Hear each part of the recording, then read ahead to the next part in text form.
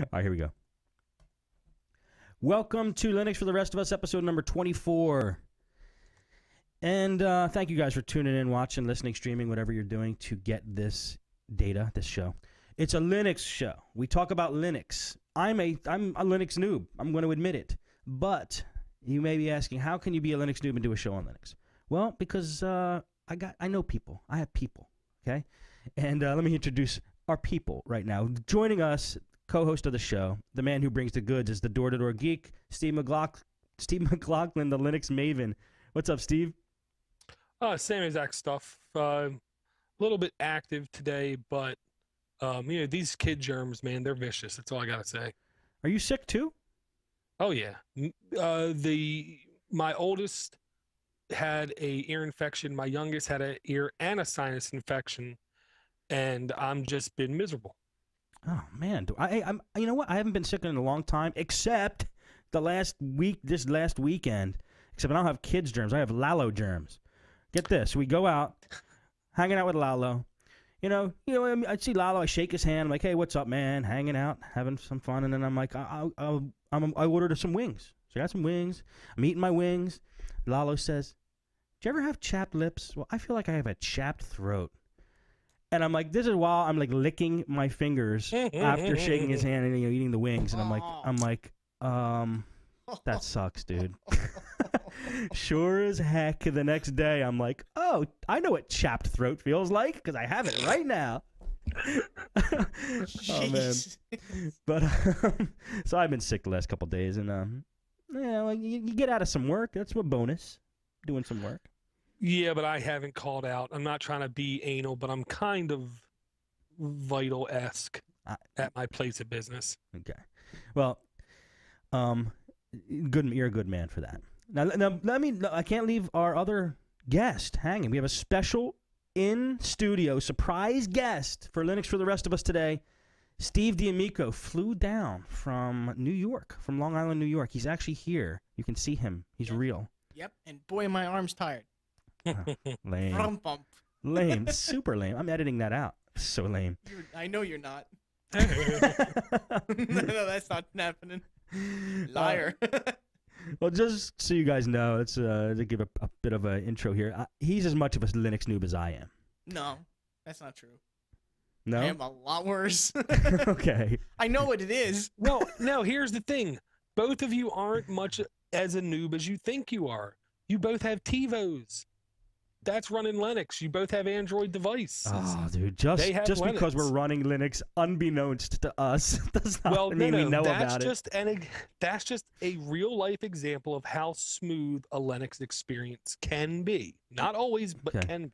Yeah, well, thank you, Dor. Look, I can pick Linux out of a lineup, so, right? I mean, that's pretty good. Yeah, well, I guess if you could do that. You know something. Yeah. All right. Well, let's turn it over to Dor then. Dor's brought us the goods, the notes. What do you want to talk about today, Dor? Well, first off, I want to thank Steve D for sitting in. And at any point in time, if I say anything that he wants a better description of, just cut me right off. You won't last 3 sentences. Well, no, because I'm willing to bet most of it you're going to get. Yeah. And because we stay kind of high level, but the first thing I know you're going to get, and that is the Chrome operating system. Yes. Which is basically the Chrome browser. That is Linux, and they just launched, I believe today, the Chrome store. And that's at chrome.google.com/web store. I'm glad you brought that up because people were talking about that, saying, when are you going to talk about that? Well, that's the only reason I brought it up was because pre-show Wolf Crane in the Justin chat said, what do you think of that, Steve? And, that's a really good question. We think a lot of it, kind of. Yeah. Well, and I'll say, I'm going to take the cop out. It's too early to tell. But I can tell you there's more than a couple sites who did a lot of research already today, and they're reporting there are more than a couple apps that really are apps. There are a lot of apps that are nothing more than like bookmarks, but there's more than a couple apps in here that fully take advantage of HTML5, and they really act and interact like applications. Really? So, and I can tell you, Steve D might not understand this part because Oh, he I won't. don't He won't. know He doesn't if, understand much. I don't know if This is IBM makes a netbook. But this, to my mind, is logically a netbook operating system. And I don't know about you, Steve, but I believe netbooks are really on the way down. You think so? So They're so on the way down. I sold mine yesterday Well, to save Yeah. up money for the I Galaxy think Tab. netbooks are awesome for college students and little kids. for little kids, I will say they are tremendous. They are perfect. For college students, it depends on what they're taking. I think it can be very applicable. Not powerful enough. Well, that's why I say it depends on what they're doing. If they're doing any kind of graphics, anything, then it's not enough. Yeah.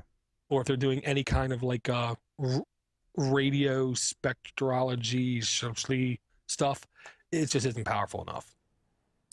But if you're just taking notes in English lit, you know, it's perfect. From my experiences with the Android market, I will say I feel very comfortable saying this store will be utterly deficient in multiple areas, but the apps might be enough to make it worthwhile. Why do you say that? Because that's what the Android market is. The Android market has the worst sorting and searching and filtering and relational searches of any product I think I've used in the last couple of years. But it doesn't matter. When I find a good app, it's never through the store, it seems like. It's always through another source. Right. So there are enough other people talking about it to make the store useful in that respect. And the one thing I'm going to say real quick is kind of like your Android phones. You have Android phones with Google on the back. You have Android tablets that are out right now that do not have the with Google on the back. They cannot have the legitimate market on them and stuff like that. Right. The Chrome OS, I believe, is going to be the exact same kind of licensing structure where you cannot put it on a device unless it meets certain criteria. One of the things I heard is on the chip in read-only mode through the base operating system is going to be a chip with firmware on it. At every boot, it's going to algorithmically, of course, because it's Google, probably run a Python script. It's going to check the integrity of the operating system, and if it does not match what is hard coded, it will automatically restore files from that read-only firmware. Which means if you could get any kind of infection on this operating system, hypothetically speaking, reboot it and it will be gone. Wow. Yeah, you talked about that before. It sounds like the closest thing to antivirus that we have so far. Yeah, and the whole reason it can work is because there's going to be nothing on the device. The device can get by with 20 megs of hard drive space, you know, but I'm sure they're going to have some kind of separated, isolated data cache, which could be gigs, which will in the background be syncing stuff up and down. Because to run everything through the wire, I think it's going to be too demanding, too laggy, too much to wait to load. So I really have high hopes for this, but I'm really skeptical at the same time. And now, if you want your opportunity for free to have a Google device with Chrome OS on it, there is a pilot program that is going to be going on for, I thought I saw a date here. I don't see a date. Well, it's going to be going on very shortly. It's at google.com/Chrome OS/pilot-program.html. Let me put that one in the Ustream chat. I actually got it from Wolf Crane. And you can apply for, you have to go through a short questionnaire, and you can apply for a free device with Chrome OS on it. The big hook is you have to promise to provide immense levels of feedback kind of thing. They want to know every click you do kind of thing. How do you feel? Now, of course, it's not literally every click, but they really want to know how you feel about it, how it functions, how can it be improved, what's wrong with it, kind of thing. This is interesting. You, by the way, you sound like the perfect person to go to do this test. Well, I tell you, in the one question I thought was hysterical, it said, how do you typically listen to music? The first option was a guy on the corner playing a guitar. So whoever wrote it at least has a sense of humor. But in the very bottom of it, it said, why do you think you should be? And I said, because I am the only state in employee, hardcore family man, ridiculous computer geek that will put in for this. Dor, you should. I want this too. This is, first of all, the notebook looks awesome.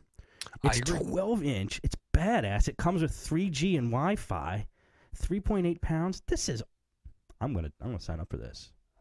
I know. I honestly believe I'm not gonna be a guy and say this is gonna be a game changer, and I don't even want to use the word game changer. I'll just say this could be a very interesting experiment in how people consume data. Because you and me both know, Steve, so much stuff now, literally so much stuff you can do through a web interface. It's ridiculous. Mm-hmm. Google has a very simple video editor on YouTube if you apply for it. I applied for it, I got it, and you can do a lot of basic video editing using only Safari, Chrome OS, or the brand newest Firefox with HTML5 abilities.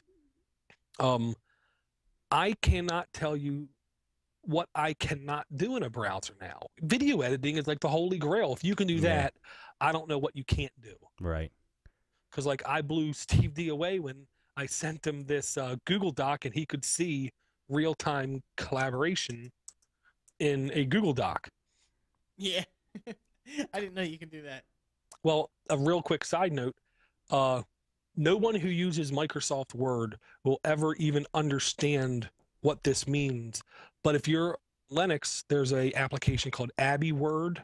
It's first and foremost a Word document editor, but it has built into it a feature you can do collaboration via your standalone executable, to where I'm in a Word document, you're up in New York in a Word document, Steve C's down in Florida in a Word document, no web browser needed, and we can do this same thing. I'm curious to see how this goes as well, Dor. Yeah, I mean, only time will tell, and I hate, because I know that's a cop-out thing to say, but time will tell. People say the same thing about Android, and I honestly feel very similar about the abilities with Chrome OS. I believe if they get a couple manufacturers on board, I think it can be very successful. And my logic dictates who in the past has been able to do anything they want, virtually anything they want, and have it succeed. It's Google. Right. And the only thing they haven't succeeded with, Buzz. Well, Buzz is still at least functioning. Wave. I'll say that. Wave, they didn't make Wave. Wave came from Australia. They hired the people, left them in Australia. You know what? Not to interrupt. You're such a fanboy. You're making excuses now for poor little Google. Well, no, this is true. I mean, if you have to work with somebody on the other side of the world, there's going to be a little bit of distance, lack of communication. No excuses. No excuses, Dor. I don't think. Well, I understand the history on that. Across the world, well, that's what the internet does. Of course, they should be able to collaborate. They're Google. Yeah, but time delay always hurts stuff. And I will say, Wave is not dead. Wave in a Box was released. Enterprises now have the ability to take Wave in a Box, put it on their servers, edit it, and implement it how they see fit. Sounds like a Saturday Night Live skit. I know. I'll say it's like a zombie. It rose from the dead, and no one's quite sure yet what to expect. Yeah. I would like to see what Wave can actually do. It might come back in a new skin. Might be better. Well, and honestly, I think the biggest harbinger of fate, of failure for that product was them coming out saying it's going to replace email. Yeah. It had nothing to do with the email. I know. Even if they, that wasn't smart.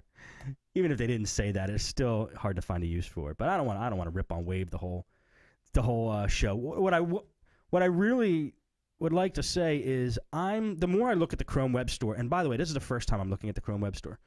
I think it's friggin' awesome. I'm really on board with this. I'm rooting for it. I mean, you have Cloud Canvas, which is basically being able to paint. It's a painting program you could do in the cloud. Let me just list some other apps here. This is just neat stuff. We got Box.net, free storage, it's like a Dropbox type thing, all done from the cloud, but with a nice little interface. So these are, I'm with you. I see this, like the beginning of Android was like this. Now the beginning of Chrome OS Chrome OS is like this. I think it's going to be a winner. I think it's going to catch on really well. I agree, and I gotta say about the store is this is one of the prettiest Google products. Yes. Through a web page I've ever seen. Yes. And now here's the kind of hook I think that might push Chrome OS into being a winner is I don't foresee, but I could be wrong, NBC, CBS, Fox, and Hulu and everybody blocking the Chrome OS. So your next mode of portable media consumption might not be Google TV. Google TV isn't mobile. And honestly, it's going to take a lot to resuscitate that, I believe, right now. Yeah.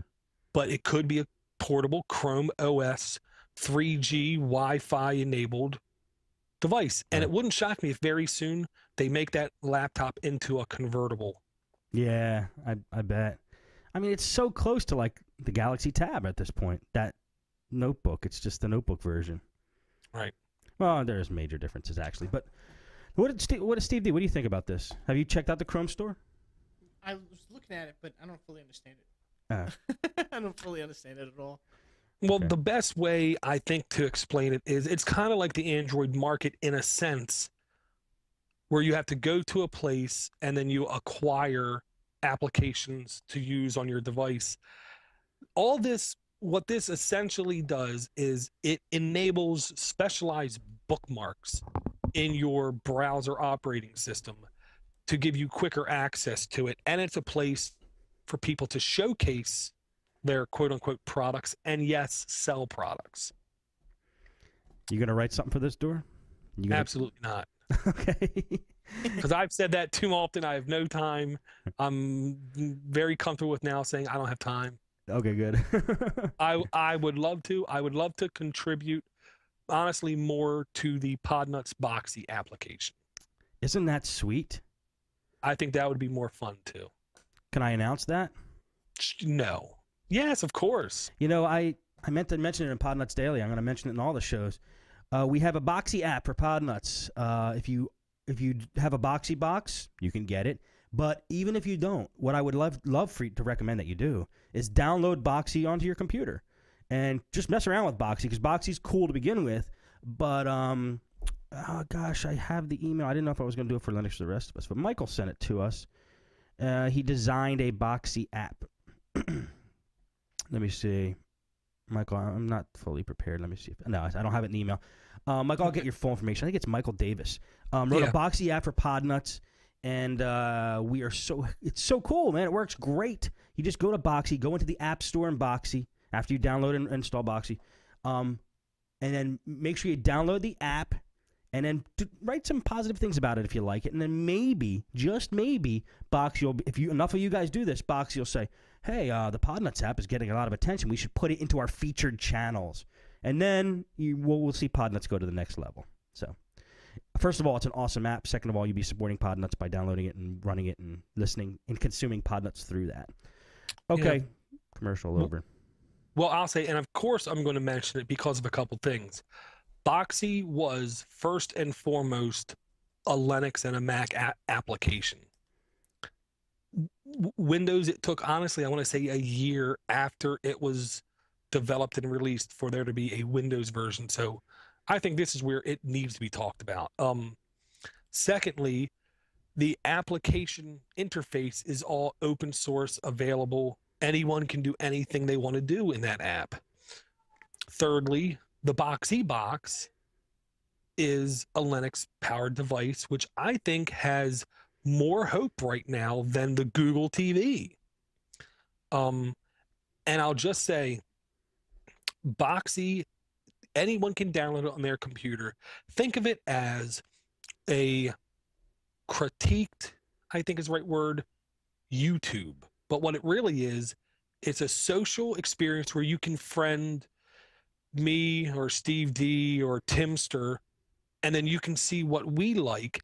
And at the same time, you can get via the interface custom applications for whatever entertainment you like to consume. So to me, it really is the first step of a major step into true IPTV.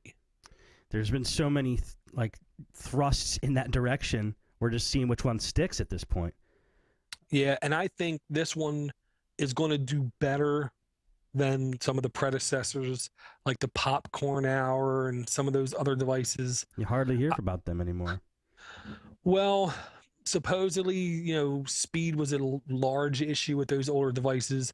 With the Boxee Box, I heard there is a minuscule lag when you go through the menu choices. But Boxee on my computer runs phenomenally. Yeah, Boxee is slick on your computer. If you could hook that up to a big screen TV through HDMI or even DVI, it's a great thing to run. I concur. It's on par with running Element OS, the Linux distro. And you know what, Dor? I have to say, I'm a fan of Google TV.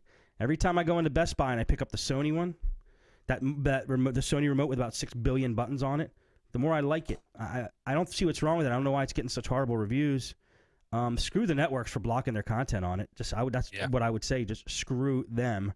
Their content's not good enough anyway for me to consume at this point. If they're going to be like that, I think it's got I think it just came out, but I like it. So I don't know what all the negative reviews are on, and I think it's going to have a good shot going pretty far. Google TV. Right.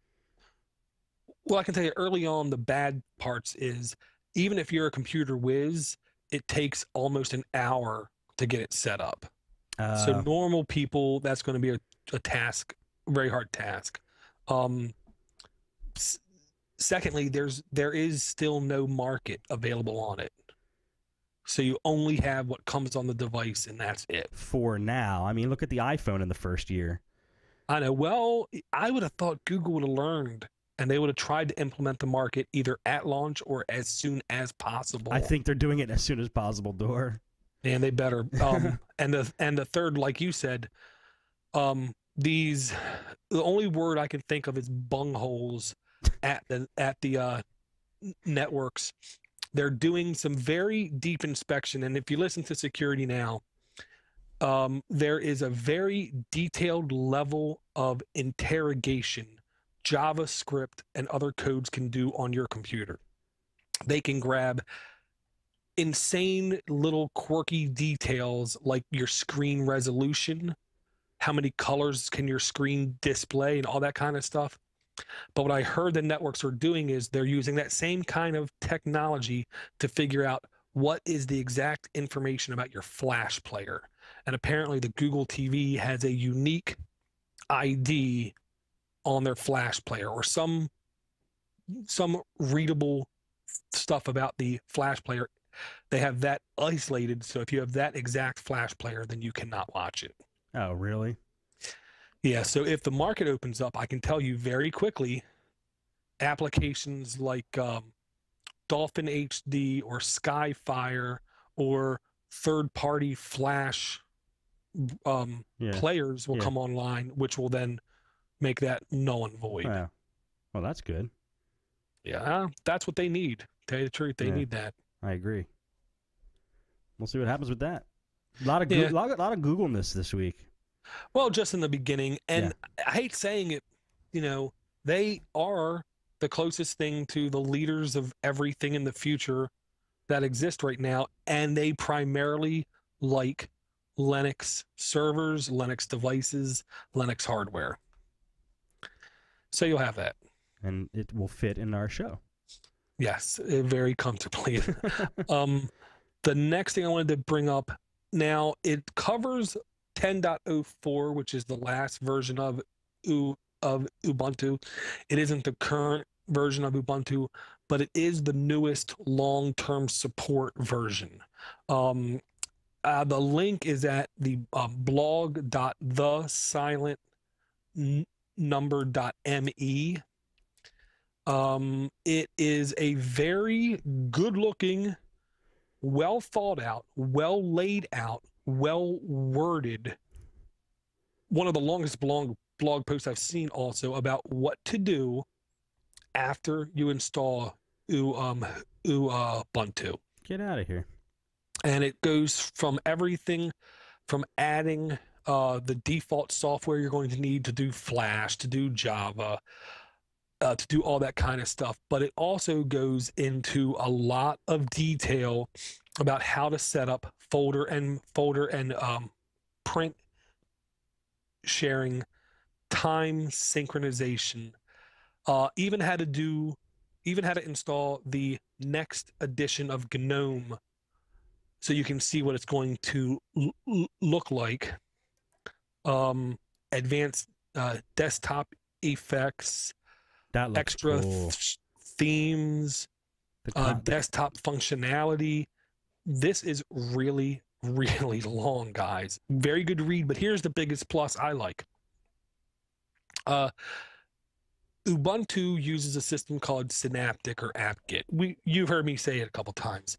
Via the web page, there are links where you can say, click here to install now. Some people might think, well, that's not like a Linux thing. You're not downloading it from the internet to do this, to do that. It has behind that hyperlink a command that will not work on a Windows box. It's called apt, A-P-T. So you click it, and it then asks you, are you sure you want to do this? This can be a dangerous thing. If you click launch application, it will then launch the Ubuntu Software Center and install that application. I see. And this is something rarely seen on the internet. The only website I know that does it religiously is GetDeb and PlayDeb. I see. Well, that's interesting. Mm-hmm. And they even go through audio recording and editing, video recording and editing. On this this post install guide goes over all that? Yeah. Now you said it's only for 10.04. Yeah. No, that's cool. Is there anything that would change for? Well, what version are we up to now on Ubuntu? We're up to 10.10. Okay, that's what I thought. So is there anything that would change for 10.10? To be honest, quickly glancing over everything, the only thing I know that changes is unfortunately one of the very first images and steps you got to do to add the extra repositories to your system. Because they're already added, or? Well, no, it says to go system admin and then software sources.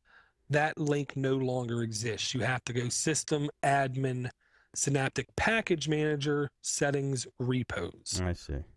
And if anyone goes to this web page and is stumped by something, doortodoorgeek@gmail.com. I'll be happy to lend assistance, and you make a donation to Podnutz. Make it to door. You got to get your make it to door. But aside from that, because this is an awesome post. This is like, if you don't install Linux Mint, install Ubuntu and follow these steps, right? Is that basically what we're doing? It's like, is this basically like turning Ubuntu into Linux Mint if we follow all the steps on this? To be honest, I think you're getting something better than Mint out of the box. Ooh. Damn, this is just compelling. for a couple reasons. Like, this also takes you to the steps to install an application called Moovida, Moovida. I was introduced to this application a couple months ago by, I believe, Lee on the Linux Basics podcast. This is a utterly gorgeous but simple interface to all of your local media or media on your network, whether it be pictures, movies, songs, all that kind of stuff. And it does have a way out to get to the internet content. It isn't the best way to get internet content, but this is very spousal friendly, I'll say, for all the content inside of your network. What's the name of it? Moovida, Moovida. Okay. And it's in this blog post? It's a little bit ways down, but this is a very, like I said, very, very long. That's all right. I'm using the find feature. There it is. Yeah. And it's very simple, but I can tell you on a screen, that screenshot does not do it justice. It is a very pretty interface. Cool, man. This is amazing, this post. Good find, Dor. I like it. Honestly, I did not find it. I got sent it by a email from someone I forgot to mention. We must give the credit. I know. That's all right. We'll find it later. That person knows he did a good deed. Yeah, and I keep wanting to say it was a guy with 3 names that, of course, that doesn't help you at all. Andrew Dice Clay? I would love it if it was. Don't worry about it. We'll find him. We'll track him down and compensate him in some way. Yeah. The next thing I wanted to touch on, I don't want to get too deep into this, but Novell, business guys remember Novell from way back. They were the extremely painful server-side software and email software that really nobody understood why they were using the product because it was very hard to use. Novell has changed a lot in the last 20 years. Their main product now is a product called SLED, SLED, which is SUSE Linux Enterprise Desktop. They also assist with the production of OpenSUSE, which is the free end user desktop for that. They basically went through a very hard time financially, and they agreed to a buyout. Now, they were not sold to a single company. They were sold to a consortium, and one of the major backers of that consortium was Microsoft. Damn. Which immediately sent the Linux Unix world into a hissy fit tailspin, and it took a while for everybody to regain their bearings. It came out that the Unix copyrights that Novell had, which apparently was a very good amount of them, they're going to stay with a company called Attachmate,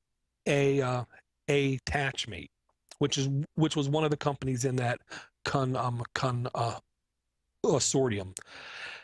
Attachmate is known in my world for making Windows software that connects to mainframes. And if you know anything about mainframes, nothing. They use, well, not many people do. That's the hard thing. They use a lot, if not Unix operating systems, they use very Unix-like command sets. So it makes sense that they have the patents. Now, I personally still worry, what do they plan to do with these patents? Right. These are the kind of patents where if they get into the wrong hands, they could go to Linux distributions that have,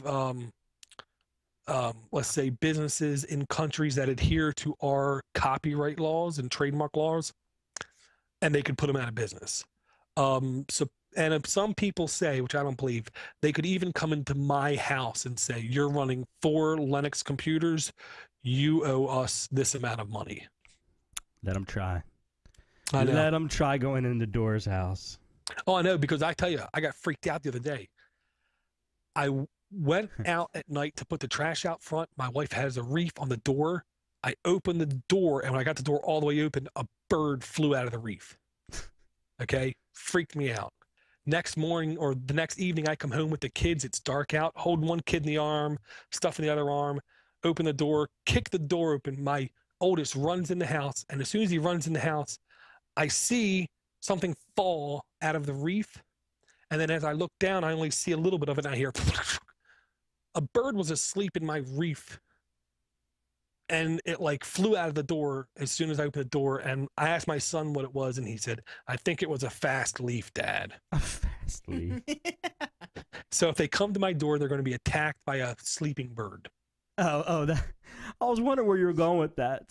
So now you're safe because you have attack killer birds for your front door. Okay. Right now, I know it took a long way to come all the way back around. That's okay. I'm going to buy a wreath now.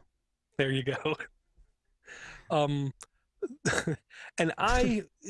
Novell honestly is one of those things. As soon as we got rid of it in my place of business was when I wanted everything to run it, because the old Novell NetWare to me was so utterly painful to use. It was very cumbersome to work around. The SLED server and the SUSE desktop, while it's not my personal choice of operating systems, I have used it, and it is one of the better Linux operating systems. And for some reason, it doesn't get a lot of credit or publicity about it. Everybody talks about Ubuntu. The diehards talk about Debian and Fedora. The noobs all talk about Mint. And it's like SUSE is kind of left out in the cold. And SUSE does a couple things no other Linux distribution does. And I highly encourage people, if you're all comfortable with Linux, download the ISO and give it a try. Why didn't you run Novell then? Because you said it finally got good, and then and then this happened, or? Well, at my place of work, we had servers in place that were in place for over 15 years, were never powered off and never rebooted because they didn't need to be, because they were running Novell. I see. But they were also very cumbersome to use. Okay. We never upgraded them, never did anything. And when we got rid of them, like months later, I found out that SUSE had an enterprise server edition of their operating system. I see. Okay. So, in my heart of hearts, it would have been fun to do that, but, I had no say in it. That's all right. All right. What else we got? The next I have from the Podnutz forums, which if you do not know about, they are a computer enthusiast gateway to heaven. Whoa, I'm going to put that under the title. That's a great description. Just thought of it on the fly, Awesome. I truly, honestly believe there is no place on the internet where you find friendly and knowledgeable people who just like sharing what they know and learning from each other. I just got to say. And we have females in there, and I've not seen a single sexist comment anywhere in those forums. And you can ask Timster, because he Skyped me the other day and asked, is there an hour of the normal day that goes by that you're not in the forums? No, Timster, there's not. You guys are awesome. Thank you for creating that community.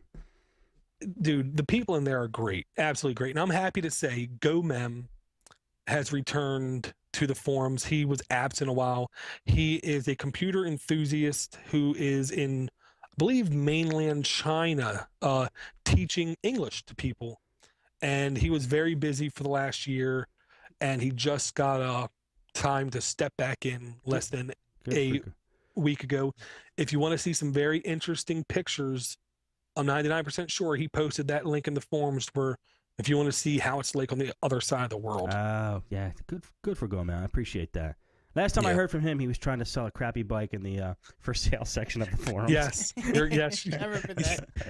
You're right. We're all like, is this real? And he goes, this is a good bike in China. Right. It was awesome. But in the forums, Peter G posted a link to something that I never heard of, and I love, honestly, when people tell me, have you checked, Dora, have you heard of this? Check it out. Now, I will fully admit, he told me about it over a week ago, but time just isn't very nice to me in the last couple of weeks, so I have not had time to check it out. But I remember I mentioned Phoronix Test Suite weeks ago. What it is, it's a bootable live environment to do hardware benchmarking and hardware testing and hardware burn-in, they used to call it. It's basically, it gives you a way to stretch that processor, memory, modem, NIC, video card, any piece of hardware. It gives you the ability to stretch it to its maximum potential. One, to see what it can do, and two, to see will it fail. This is alternate. This is not Phoronix Test Suite. This is in Inquisitor. Now, it's at inquisitor.ru. Yeah, that's what I gotta say. A little heads up, guys. This looks like a Russian domain. I'll just say, one or two bad Russians don't spoil the whole bunch. I honestly believe this is a very good product. And I will say, if you know it all about hacking and more pointedly cracking, some of the smartest coders in the world are in Russia. And I do believe once in a while they can break out and do what they want to do. And I think this is the kind of thing that comes out when they do what they want to do. A couple different versions here. They look pretty cool. I mean, well, first of all, the free version is what's it on a bootable CD door? Is that what you burn? It's nice so. Yep. It looks like the live version they call it actually, like DOS Linux based. It is Linux based. I gotta say, it isn't. From my knowledge of Phoronix Test Suite, it might not be the easiest thing to use, and I gotta say, this does not look like it's extremely easy to use by these screenshots, but it's one of those things, to be honest, you should be able to check out. Now, I will tell you one thing. Thanks to Knucklehead Tech, who is the man. If you look at the screenshot that looks like a blue DOS background with a yellow window, it looks like all they're doing here is they're using a Linux command called DMI decode, I believe it is. DMI DECODE. Which one? Oh, I got it right. It is the one with the blue background. DOS looks DOSy. Yeah. Yeah. Because if you look, you can see stuff like type, CPU, vendor, AMD, model, QEMU, virtual version, which should tell somebody this is being ran in a virtual machine, not a physical box. But it looks like all they're doing is taking this built-in Linux command called DMI decode. Knuckle told me about it just 2 or 3 weeks ago. What this command has the ability to do, it allows you to never have to crack your case or another person's computer case again to find out anything you wanted to find out about any piece of hardware in that computer. Well, I'm going to take that back. It ain't going to tell you about the case fans. You mean if you need drivers or something, it just tells you, identifies it? Yes, this will tell you the exact make and model and serial number of video cards, hard drives, memory, processor, motherboards. How much does it cost? It's free. Wow. And this is a Linux command that they do have a Windows version for too. I have not had a chance to run it on Windows, but I have very little doubt in its effect to give me back the exact same insane amount of information. Because I've seen these programs here and there, and they're always little programs you got to run, then you got to wait, then you got to weed through, then you got to click, then you got to click. Everest, Bellark Advisor. You're saying that these programs would be on par with that or better? Well, no. I guarantee you it's better than Bellark Advisor. Bellark Advisor skips a lot of critical information about the hardware. It just says video card installed. Yeah, it will not tell you the make, the model, and the serial number of a lot of the hardware. All right. Because just about RAM and stuff, it will tell you how many slots are filled. Is it DDR? Is it DDR2? Is it DDR3? What's the hertz? Does it have error correction? What's the speed? What's the manufacturer? What's the model? What's the capacity? This is a utterly, utterly, utterly useful tool, and I want to thank Knucklehead Tech for basically opening my eyes. And it looks like that's what this tool is using. I'll say if you want to do hardware testing or benchmarking, try both of them in Inquisitor and Phoronix with a PH. Okay. Because I have had success in looking at somebody's computer where I'm not sure, is it hardware, is it software, what's going on here? Right. And I've loaded Phoronix Test Suite and ran the full test, come back, the computer's locked up. So then I run one test, another test, oh, it's the RAM, or it's the video card. I had a guy whose computer was acting perfectly fine until he launched, it wasn't Call of Duty, but it was some full screen, high res demanding game. And it turned out the video card was starting to flake out. He kept saying, it's a driver. Right. My brother, I was talking to my brother. He said, it's a driver. It's a driver. It's a driver. Brothers are always right when you're trying to fix computers, by the way. I said, look, I thoroughly appreciate his input, but I don't think he's right because you did have to call me up, didn't you? So, you know, very good stuff to have for honestly almost any tech. I'll say you want to be able to, at a whim, test hardware. You know, you don't want to guess too much, especially when money's on the line. Oh yeah, cool. I like that one. Yeah. The next is a email.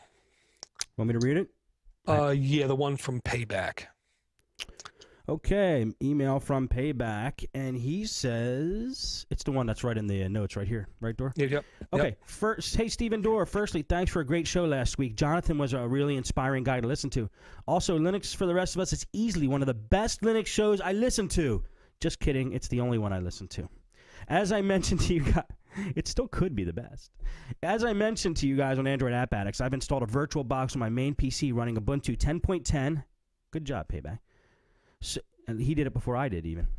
So I can follow along with the shows and learn more about Linux, etc. I'm not sure if you have discussed Linux for older PCs. As I'm still working my way through previous episodes, apologies if you have covered this. I have now pulled out an old PC out of my closet as my next little project.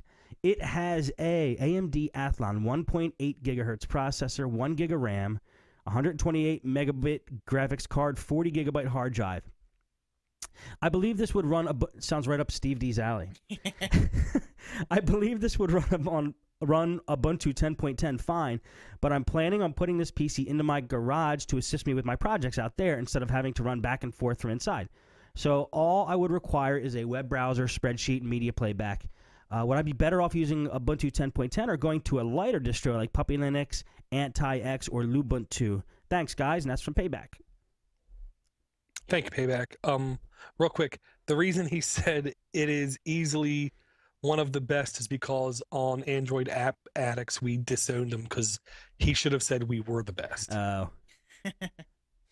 That's right. Okay. Yeah. Honestly, I was just cutting straight to the chase. Yeah. This is enough hardware to run 2 Linux operating, actually, no, 3 full GUI desktop operating systems at the same time. Serious? Even 10.10? No, I didn't say 10.10. Now, I will say 10.10 would probably run pretty smooth. The graphics sound like it's way overboard for what you need to do for even the comp is advanced graphics. The only thing I would honestly possibly think about upgrading is the hard drive. And that's just because you might want to keep extra stuff on the local drive. I can tell you my desktop computer that just went poo-poo on me last week had 1.7 gigs of RAM, a 64 megabyte graphics card with a 20 gig hard drive. Processor? And the processor was an Intel P4 2.2, I believe. Okay. A little more juice than this one. Well, a little bit more juice, but the video card was way less. Yeah. And it ran as smooth as a new Windows 7 desktop with 6 gigabytes of RAM. Okay. What distro? I would suggest if he's newer, stick with Ubuntu or Mint. Don't count Mint out. And what I'll say is, try the newest Mint or the newest Ubuntu. And if they do run a little bit slow, that does not mean go to Puppy. I would then download a older version of Ubuntu, maybe 9.10 or maybe Linux Mint 8, I believe, is the last version. So it does, the newer versions are a little more bloat. Are you okay? Do you need to like clean your nasal passages? No. You sound like you're on the edge of a sneeze.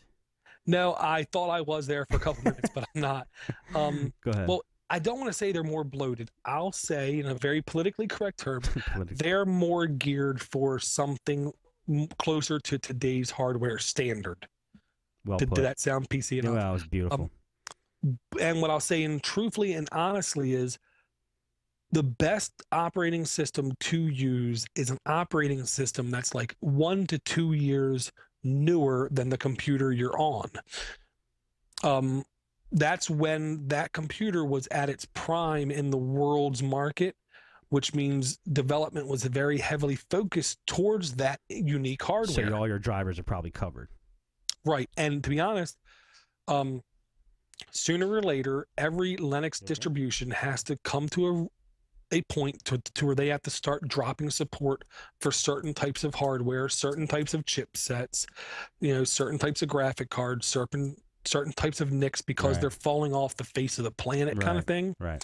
And what you're pulling out might contain that NIC that now is no longer in existence, so it might be hard to get the NIC working.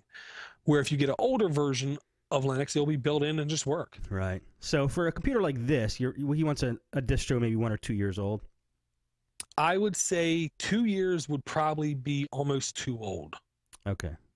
So like more than a year, I think, to a year and a half would be prime. Sweet spot. Yeah, and I'm not going to count Puppy out. Puppy would run blazingly fast on this, but I believe, might be wrong, the software choices to install extra stuff is a little bit less on Puppy than versus Ubuntu or Mint. Okay. And Anti-X, I found out its name is a lie.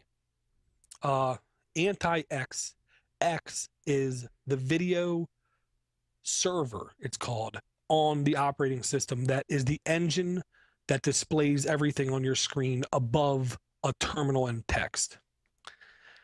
I thought Anti-X was supposed to be an operating system that did not have X on it, but was using something else. It still has X on it. Okay. So I don't know why it's called Anti-X. I don't know either. And Ubuntu, I'll say, utterly silly light version of Ubuntu running the LXDE desktop. It's not an official version, so I don't know if you want to put it on a production box. It's a great distro to play around with. I'll say that. Tremendous. It's fun. Worth a shot. And the only downside I had running that operating system was, and no one in the universe can explain this to me, I even had somebody remote into one of my computers to prove to myself I wasn't crazy. I had Ubuntu on my desktop. I could not VNC or remote desktop from my laptop to my desktop via the local 192.168 IP address. But if I opened up the port on my firewall, I could remote from my laptop to my desktop via the outbound IP address, the WAN IP address. Right. And there was like 2 or 3 services. That's the only way I could access them, was by going out of my router, back in my router to the computer. Weird. Yeah. Nobody could explain it to me. A couple people thought I was crazy. I had one of them. Fine. I'll put TeamViewer on, remote into my laptop. Tell me I'm nuts. Right. They're like, I don't understand it, man. Good. It ain't just me. The next topic, Steve, I'm going to skip, just because I didn't get a chance to read it. Well, I have something for you. Speaking of installing Linux. Talking to the mic. Oh, speaking of installing Linux, I just tried to install Ubuntu on my laptop here while you guys were working here. Is that what you were doing? Really? Yeah. Wow. Well, I couldn't. I figured I don't have a CD-ROM attached to this ThinkPad here. This is the X version of the ThinkPad. It says X61. But I tried to get the installer to run. I just don't know what I'm doing. On Ubuntu? I downloaded it. It said it was installing. Well, if you're not running from a CD, I'd do it from a virtual machine, maybe, Door? Well, no, there's two ways you can install. There's more than two ways. There's two main ways you can install L- Linux onto a live running Windows desktop. Dual boot. No, one is called Wooby, and the other one is called Mint 4 Win, and that's the number 4. They're both executables, EXEs. Oh. You're in Windows, you download wubby.exe. If you just Google it, you'll find it, or Mint 4 Win. WUBI, Wooby. Yeah. And then what that does is a little bit tricky. Trickety something. What it does. I didn't do Mint. I downloaded Ubuntu, and I used the installer to just install it. It was an executable to download, and it's supposed to download into Windows and run from Windows, I guess. Is that portable Ubuntu for Windows? Oh, jeez, I'm not sure. You got to get back to us when you have more information there, Steve. I installed it, and then it did nothing. It dumped a bunch of files into a subfolder. Right. Okay, that's portable Ubuntu for Windows. What this runs Ubuntu in Windows like it's a standalone application. In that folder, you should see a .bat or a .com file, and I can't remember if it's called Go or Start or Ubuntu.bat. If you double click that, and if you're in Windows 7 or Vista, you might have to right click and say Run as admin. And I can tell you, even if you have 12 gigs of RAM in that computer, it's going to take at least a minute to 2 minutes for it to load. And all you're going to notice on the very top middle of your window, there'll be a little bar. It's a little panel bar. And that is running the Ubuntu GNOME system menu. And from there, you can do everything you can in Ubuntu. I can't find anything like that. I can't find a bat file. I can't find anything but a CD image. Oh, it's an ISO file? I found one ISO. When I first loaded up, it says I have an icon for Ubuntu, uninstall exe file, WinBoot folder, install folder, disks folder, and I go into everything. Nothing's a bat file. I got one disk file I found. Nothing. Disks. Let's see. I guess these are a root.disk, swap.disk, a boot folder, a grub folder, but those are empty. Under disks, install, custom installation, a bunch of crap. I don't know. It's got nothing here. Nothing easy. If you want to do it the easiest and the most painless way, especially the most painless way to get rid of if you don't want it anymore, just search for a Wooby installer.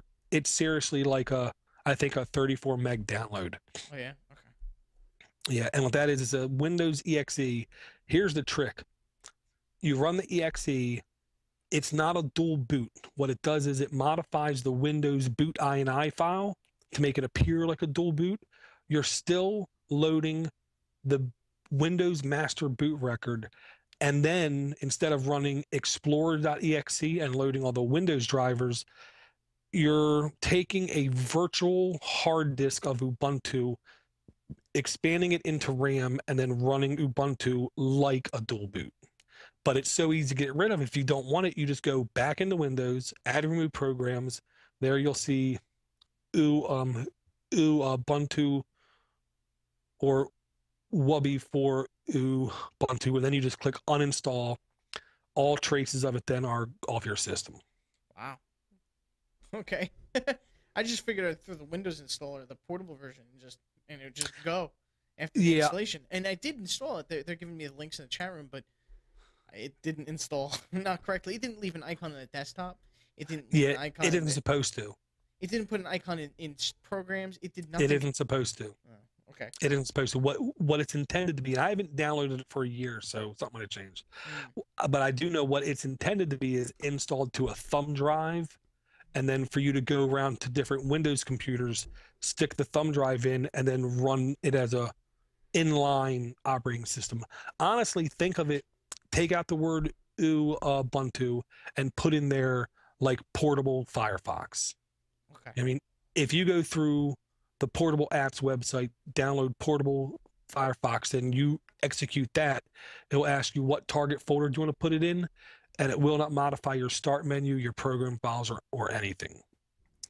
because it's intended to be on a thumb drive, really. Okay. Yeah, I got more research to do, I guess. I thought it was just slap it in here and play around. I'll say it is one of the cooler ways to experience it, and here's why I like it. I gotta say it real quick. At my 9 to 5 job, the only computers I am allowed to put on our network without any questioning is Windows computers. I can take my Windows computer, load portable Ubuntu for Windows, and go to any computer, run that, and I have every feature in Ubuntu at my fingertips without any other system administrators or domain admins ever knowing I'm running Linux. So it's my way of sticking it to the man. Cool. That's great. Yeah. We had one more email, I believe, Steve. Okay. From Kurt? Yep. Okay, CJ, right? Yep. Hey, Steve, I just wanted to say that I enjoy your podcast. I'm assuming he's talking to you, Dora.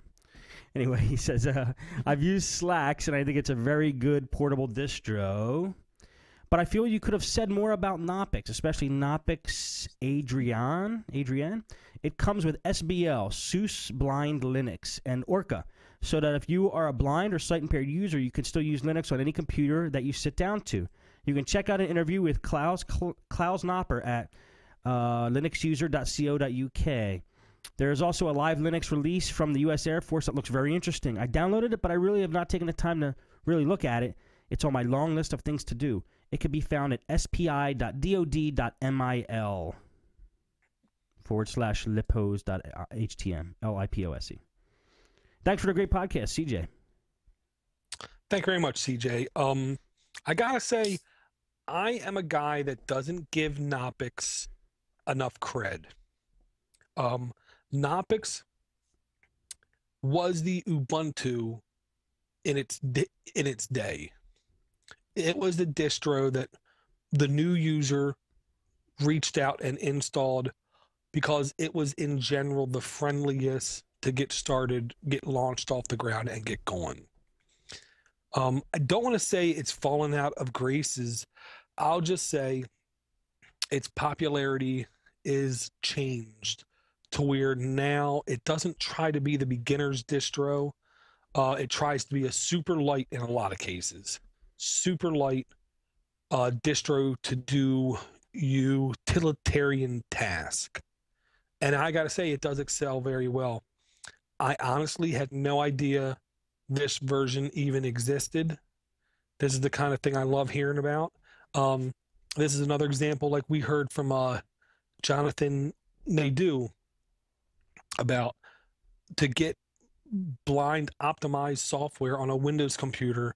If you cannot justify it through the government, you have to pay $1,500 for that software. He made it very clear, Orca, while not, he said very politically correct, he's not going to say it's as good as the Windows version of it, but it is very acceptable version of it. And it's free, completely free. I honestly want to ask Jonathan about that and see if he has any input to it. Because to be honest, he can give much better feedback than I. With Jonathan, they do? Yeah. Absolutely. It's a good email. Yep. And I'm going to skip a topic real quick. Steve D did succeed in getting his, just an update for the the troubleshooting session with Steve D. Go ahead, show us, Steve. Dude, you're too nice to me. You should have just said restart your computer and look at the menu, dummy. Because I didn't realize. I was listening to you, but I was like, wait, man, I just want to click the icon. So he got it up and running. And I was like, and then I got the hint, and I restarted, and then I found the menu. Gotcha. I didn't connect it. Okay. I Gotcha. did the Wooby install, and then I just didn't know you had to reboot and then look at the menu. Like, I don't know. It didn't tell me. Actually, maybe it did restart. It said to reboot, and I didn't listen. Well, I'm like you. I don't read any of those screens ever. All I read is next, and I hit it as fast as I can. Yeah, see, you're a married man. That's what I call a spousal install. Spousal install. Don't read any of this stuff. Next, yes, dear, yes, dear, yes, dear, yes. I'll say real quick about Wubby. Mhm. It is not full speed Ubuntu. The disk I/O is much slower than a real installation because the hard drive he's in right now is truly virtualized. It's in a single file called a squash file system. So every change he makes has to go back, be compressed, and put back into that squash FS. And everything he reads has to be taken out of that squash FS, decompressed, and then read. But as long as you're not doing very intensive disk I/O things like transcoding videos, downloading gigabyte videos kind of thing, you'll see very close to full speed performance. Wow. And here's the absolute best part about it, Steve D. Mhm. If you don't like it, go back into Windows, add your remove control panel, uninstall, and every trace of it is gone, unlike everything else in Windows that leaves cruft in the registry and every place else. Yeah, that's great. Cool. It was really easy. The install for Wubby, simple download file, double click, install. It said it was gonna take 20 minutes. It took about 7. And then Right. Reboot and it's finishing up. Pretty cool. Right now, the first thing you always got to do is go to your Ubuntu Software Center, which should be under Applications off the main menu, and you have to install restricted extras. This is like night for the Linux world kind of thing. Running that alone will install Flash, Java, MPEG support, iTunes, like movie support, WMV support, MP3 support, if I didn't already say that, and other things like that. And that's the first thing everybody should do once they install a Ubuntu desktop. Cool. And that will really get you 95+% of the way to where you want to go. Very cool. All right. Okay. One more email here. Well, I actually wanted to jump that for 1 second, Yeah. come back to it, because I mentioned Jonathan Nadeau, Yes. who, if nobody knows, go to Frostbite Media, check out one of his umpteen podcast.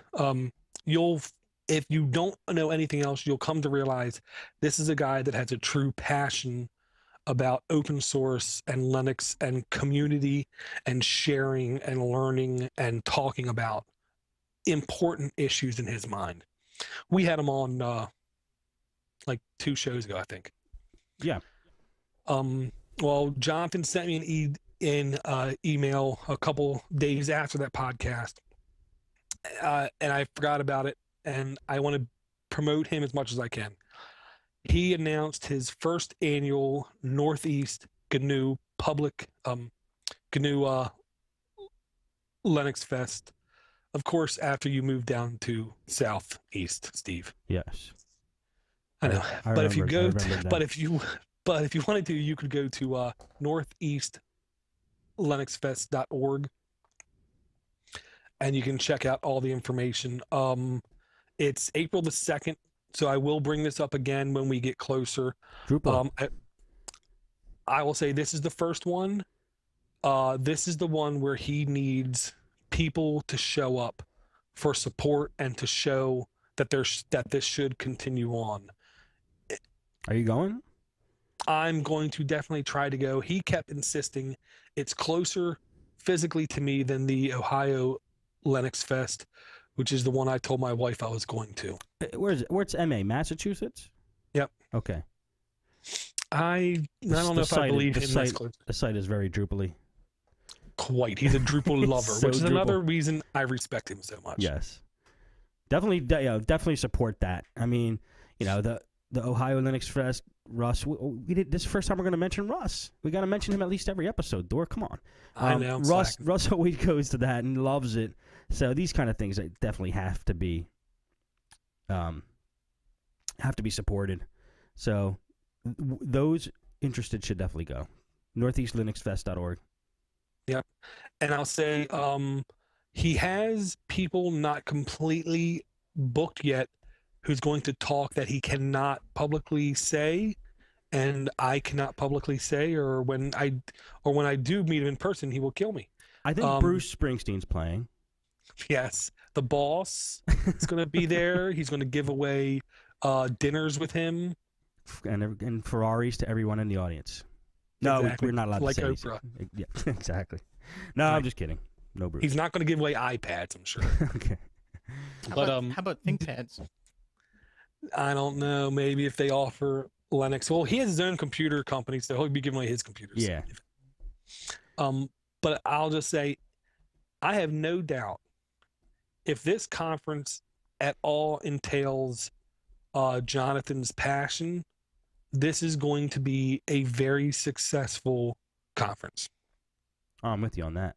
Yeah, I definitely feel safe with saying that. Also wanted to mention real quick, Indiana Linux Fest. That's another conference that's going to be happening here, and I want to say February. March 25 to 27, 2011 in Indianapolis. So there's another Linux Fest. This is the worst time of the year for Linux Fest. So I want to get ahead of the game and mention a couple as early as I possibly can. I really try to make it a goal every show to at least mention one or two upcoming, and when they get close, mention them again. Good. Smart thing to do. Yeah, because honestly, if you've ever been to a VMware conference or any kind of like product-driven conference, you will know it is an utterly painful, anal place to be, where you just have someone trying to shove software up your butt and make your company pay for it. Exactly. As long as it's soft. Well, yeah, it's not hardware. A Linux conference is literally just a bunch of computer enthusiasts talking about how they got things to do things they wanted to do, what they like about it, what they don't like about it, what's a good podcast to listen to, what's the best way to set up a home theater system. Right. True issues that normal users have. Cool. And it should be very cool. Now I want to jump back real quick. This is the perfect example of why I am passionate about Linux in general. I'm going to use the example of the Microsoft Small Business Server, where they're taking out the built-in RAID compatibility it had, where when you buy it, Small Business Server soon, or was it Home Server? It might have been Home Server. If you have multiple drives in it, they're going to literally appear like multiple drives. Mm-hmm. You're not going to have a single drive where certain tasks now are going to be very difficult. To automate backups, now you're going to need, a single 2 terabyte drive instead of 2 cheaper, smaller drives. Right. With Linux, it's the exact opposite happens. So this is the Microsoft did that is probably a great thing for Linux. Home Everything they do is great for Linux, it seems like. I mean, Microsoft Surface was a great way to make fun of them.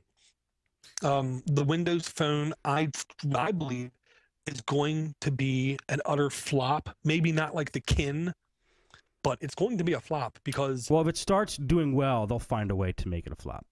Well, here's the whole reason I think it's going to fail. Windows ain't cool. Well, speaking of Windows, I installed I finally got it. This will make him proud. If you want to put it on. It's going to hibernate in like 3 seconds probably, but if you can see it. Yeah, we see a totally blank screen. It did die. It died as soon as I put it up to the camera.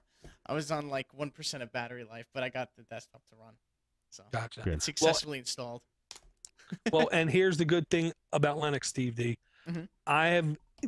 I have shown people multiple times of doing something in Linux with the hard drive light cranking, and I yank the battery out of my laptop, or I yank the power cord out of a desktop. The file system is so much harder to corrupt than the NTFS file system. It's hard to damage the operating system or the file. Hard to break Linux. cool. It's harder, I'll say. Okay. If- Where I were mean, we if you going really with want this? to. Oh, the media center, the media home server.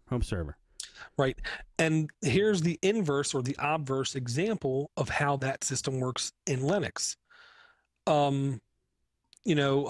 Oracle purchased Sun Microsystems. So now open source projects are in peril. Open Office might not no longer exist.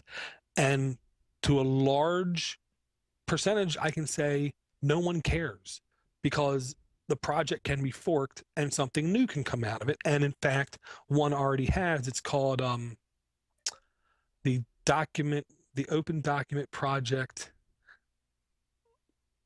LibreOffice. And it's a replacement for OpenOffice that's not controlled by a single company. Good. It's like 4 big companies, among them IBM, Red Hat, and a couple companies like that. But it's mainly controlled by a set of users, basically, who sit on a virtual panel and make choices for it based on what the community wants. Okay. Here's another example. Windows 7 was Vista trimmed down, which has never happened before in the Windows world. Windows 1, Windows 2, Windows 3, Windows 3.1, Windows 3.1.1, Windows 95, Windows 98, Windows ME, Windows NT, Windows XP, Windows Vista, all were heavier, bloatier, slower, more demanding than their predecessors. Every time. The only reason Windows 7 did it was because they made Vista too bloaty, way too bloaty in the beginning, which demanded everybody all of a sudden go from a normal 512 megabytes of RAM to 2 gigs. Right. Now with that 2 gigs, Windows 7 runs pretty good. Right. Well, in Linux, to be utterly honest with you, that happens a lot where stuff gets lighter, trimmer, but it's hard to notice because it's typically only incremental. Very small times, Right. very small parts getting quicker and lighter and more seamless. That's a great way to have an operating system. Well, a guy, and I didn't even read who it was because I don't care. A guy, I believe, might have a gray beard. He put in a patch to the Linux kernel. This patch is roughly 200 lines of code. This patch, I believe I read in a couple places, will replace over 2,000 lines of code. So you're going to shrink file size for that given part from 20,000 down to 200, or 2,000 down to 200. But the more important thing is this patch makes the system more multi-thread, more multi-processor intelligent. Good. I can't explain it. It's way over my head. But I can say Phoronix, who I mentioned earlier, they do benchmarking, they do testing. They had independent tests that have been validated from other third-party sources. Not exactly validated, but closely validated. Some of them got a little bit better, some of them got a little bit worse. But it decreased the latency of the Linux desktop when the processor was at full pegging by 60-fold. It made it 60 times better. Wow. They have videos on the Phoronix website where they actually show you side by side with videos the difference in speed. Linus Torvalds himself, the man, he said, Linus himself said, this is a miracle patch. Wow. And I gotta say, if Linus believes it's a miracle patch, there's no reason whatsoever, in my mind, any Linux user should question or have any concern over this patch. He is the godfather, but is his opinion still highly regarded? He's not the lead. I'm gonna use this very carefully. He's not the main the sole controller over the Linux kernel, but he is he's the gatekeeper, I'll say. I see. Or he's the key master. That sounds better. And it's Ghostbusters, so it's cool. He is the key master. When stuff wants to get done to the kernel, basically he does have to sit back and say, I really like this change you made.